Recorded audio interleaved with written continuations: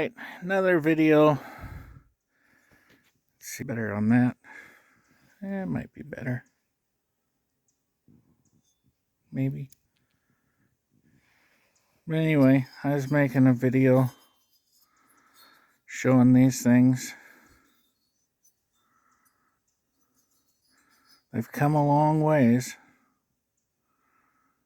It's getting to the point where it's maybe not impossible to get one from a dealership for the original generation 372.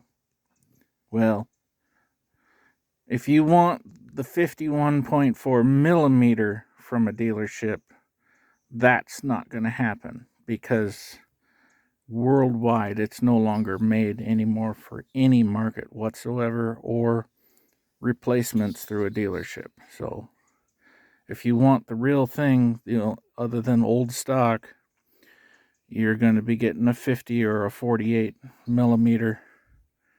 And in the old stock, you got the 51.4 and come on, there we go. Yeah, that's not too bad. I guess I should say I have done absolutely nothing to this thing. Absolutely nothing to it.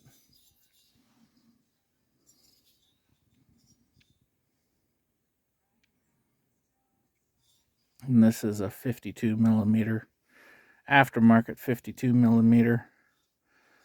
Comes with the jug, the gaskets. People talk about removing the base gasket under the jug. That's, which way does that go? I don't know. Well, obviously it doesn't go that way.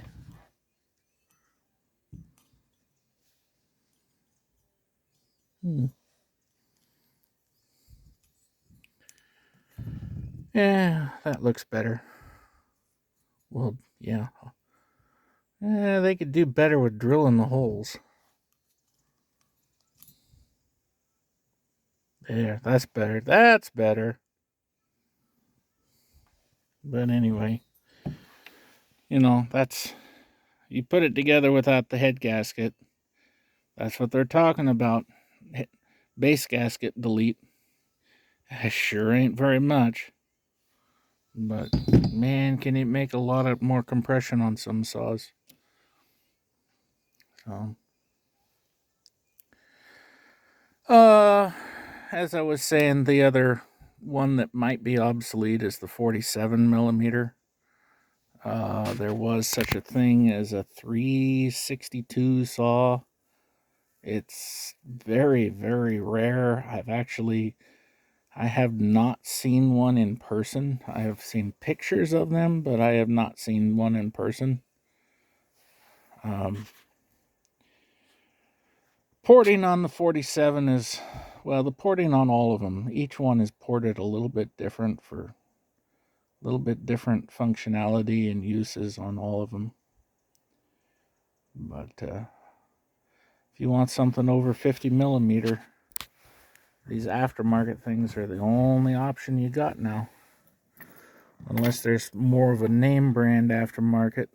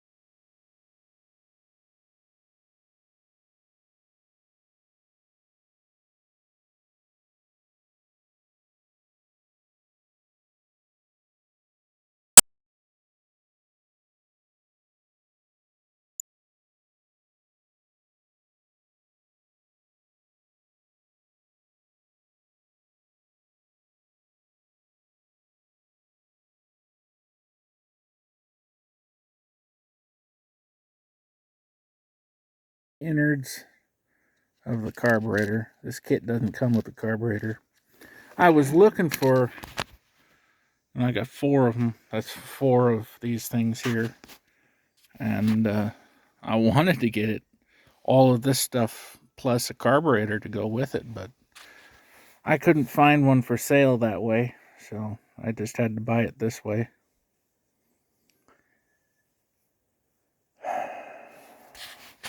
It does have the, that is a hard to come by piece.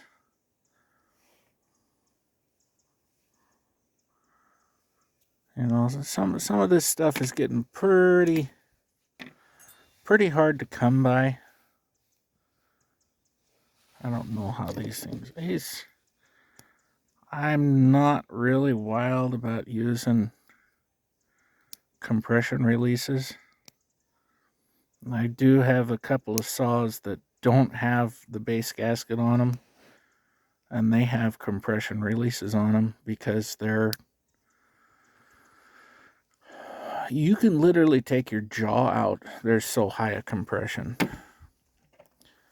There's the crank seals it comes with. They're slightly, between the two sides, there is a slight difference between them. That, I don't know. I don't know if I would use that. That's questionable on that to me. That's just a exhaust gasket. So I've had a few people ask me, you know, well, when you get those gray market jugs and whatnot, you know, what do they look like? Well, this is what they look like, you know. They're not perfect. They have come an awfully long ways from what they were, but they're just covered, and you can kind of you can see a paint line in there where they painted it to. It didn't get painted on the inside. So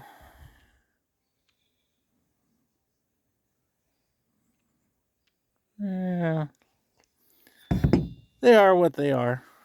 So anyway, just to answer people's questions, you know, a person could buy this, and they could buy a carburetor and the piece that goes onto the back of the carburetor to go up to the air filter, and you can take a stratospheric 372, otherwise known as an X-Torque, and you can convert it to this original edition top end assembly, because, you know, yeah, that's not doing a very good job. That's where the compression release would go. Whereas on an X-Torque, it's up here on the top by the spark plug. That's the easiest way to identify that which of the two generations a 372 is. So I think that about wraps it up. I can only show so many pictures of chainsaw jug assembly before people start going crazy. So thanks for watching, everybody. Bye.